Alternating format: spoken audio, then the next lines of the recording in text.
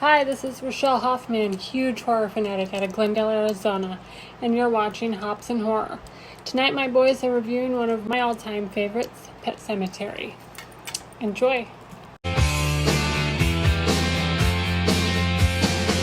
Under the October with the steamboats, ancient goblins and wallows come at the grand line making a stand. The smell of death is all around, and at night when the cold wind blows.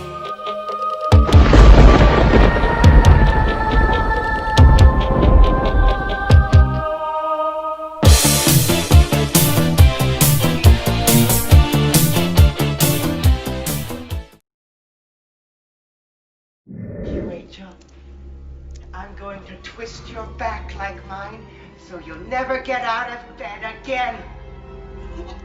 Never get out of bed again. Never get out of bed again. Never get out of bed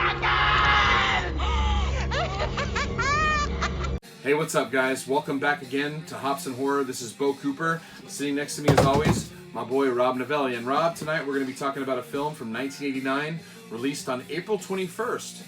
That's your birthday. That's my birthday. Let's talk about it.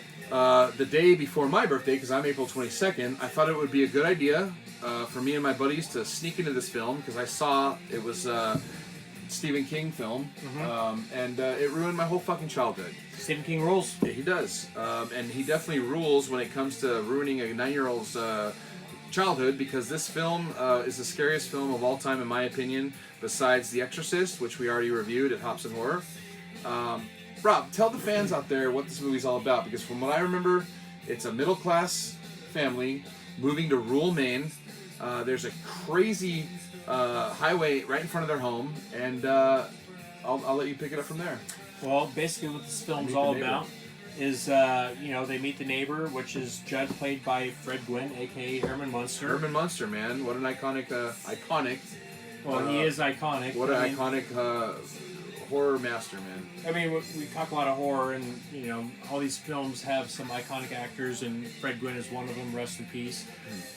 He takes them on a little trip over the hill and introduces them to the Pet Sematary. Right, he leads them down this pathway, and he tells them, hey, this is where the local kids used to bury their lost family pets. And it's like a crazy scene, because you see all these crosses, you see all these bones, you see all this like weird, tombstones, and all the kids from the previous, times that they lost their pets would bury them there. And I've never seen a pet cemetery in real life, have you? No, not a real one. I mean, I've seen one at Disney's Haunted Mansion. That's about it. Gotcha. Looks like we have a little pet that came from the dead right here, man. Yeah, I mean, he actually had bones for ears too, which is kind of weird. But what's its name? London. Dude, that's pretty sad, man. Your dog that you just got is named London. But anyway, guys, before we get off sidetrack, we're talking about a film here. The first thing you see that really blew my mind was Louis Creed is the town's doctor, and he is trying to save a young jogger's life that got struck by a semi-truck. And this jogger's named Pascal. Pascal says some weird shit to him and says, hey, the veil is thin, or what does he say? The ground is sour. Yeah. And the next thing you know, when you see Dr. Creed sleeping in his own bed, you see the ghost of Pascal there, because he died the night before, standing in his door front, and he says, hey, come on, Doc, we got lots of work to do. So he takes him down back to the pet cemetery, and he literally is a ghost that's warning Dr. Creed not to ever do anything because the ground is sour. Yeah, I mean, he gives him that warning. And I believe the next thing that happens after that is when the doctor's cat gets hit the family in the cat. road. The family cat gets hit in the road. Church. And, his kids are upset or whatever, and so he doesn't heed Pascal's warning, and he goes to the pet cemetery, and he buries him. Well, the kids don't know it, because they're away at a Thanksgiving dinner. No, they don't know. They're just upset the mom takes the kids, but they keep calling, and they're wondering how church is. So the dad has to lie, because I would lie to my kid, too, if, they were gone, and our pet died. Yeah. Judd, warned... Dr. Lewis about this pet cemetery, that it actually can bring back the dead. So he said, hey, you know what? I don't want my daughter being grief-stricken. I'm going to go ahead and take church. I'm going to see if this graveyard really does bring back the dead. But sometimes dead is better, because the doctor shortly finds out that Church comes back. The cat smells. He's ratchet.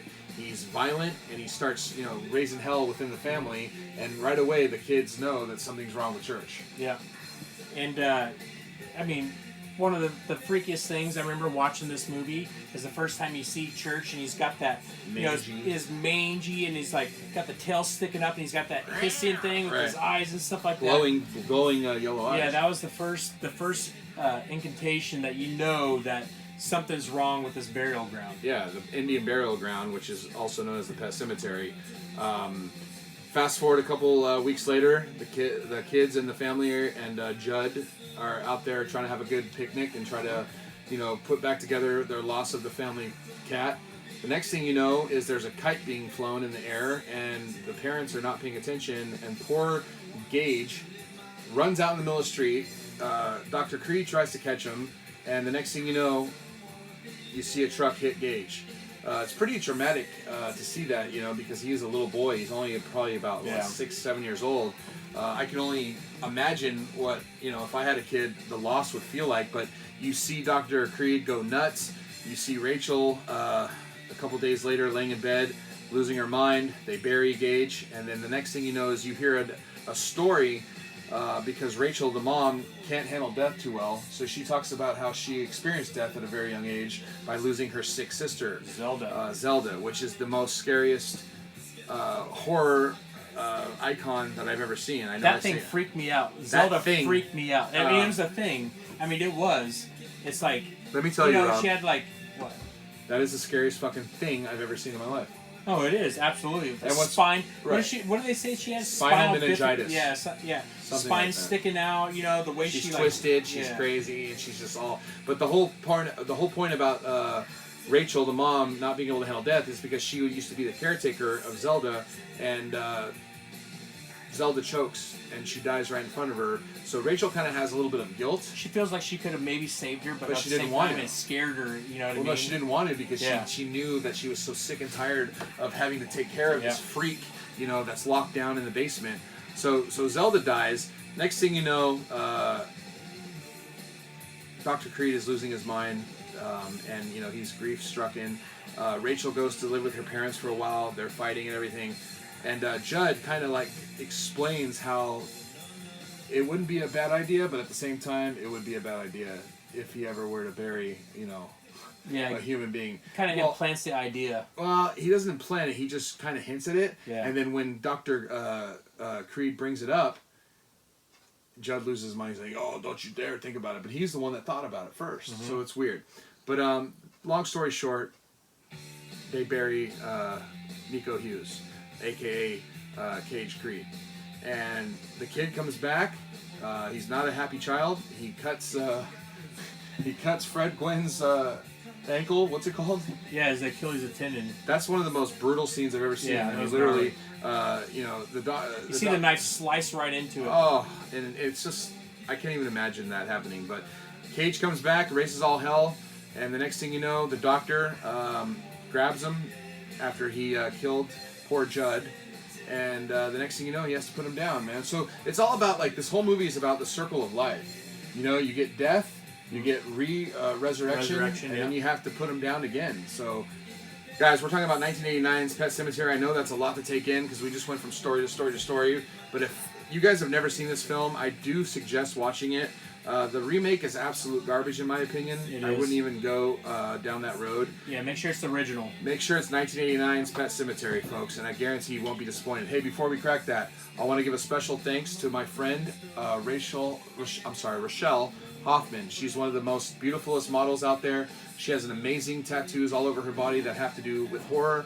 Thank you so much for giving Pet Cemetery tattoos. I'll be showing those right now in the video.